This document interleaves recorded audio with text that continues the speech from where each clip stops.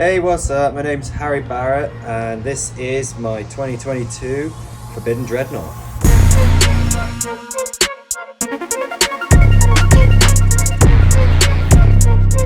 What we have is 154 mil of travel on the rear and 180 up front.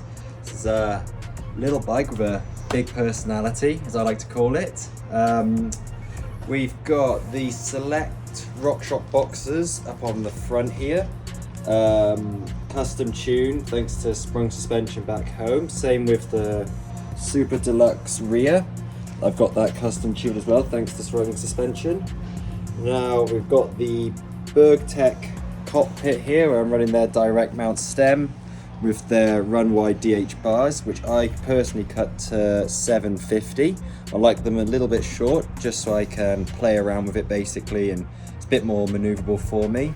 For the stoppers, we've got the code RSCs with some pretty swanky little colours there, as you can now see.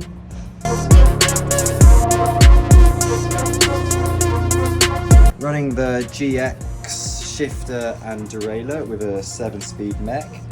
Personally, I don't splash out on the most expensive stuff just because I'll break it in 2 seconds flat.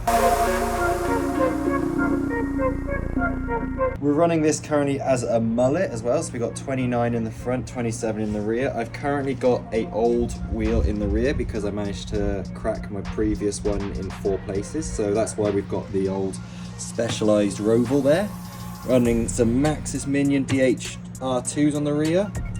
We've also got then the DT Swiss something number on the I don't know what it is, rim laced up with a Hope Pro 4 hub, and I should say as well on my previous wheel it was a Hope Pro 4 as well on the rear.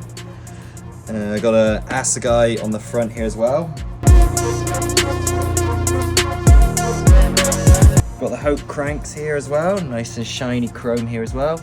These have been bulletproof for me. I haven't had any issues with these guys. For me personally, I've always run clips. So we got the crank leather mallet DHs there. One of my favourite pedals as well. And I think these guys have lasted me actually almost coming up to a year now without having to get any services done. And then look at that. Dreaming. We've got the Mudhugger mudguard here, which protects me from all the dust we've got at the moment, and it's just a great little piece to have just on the bike no matter what.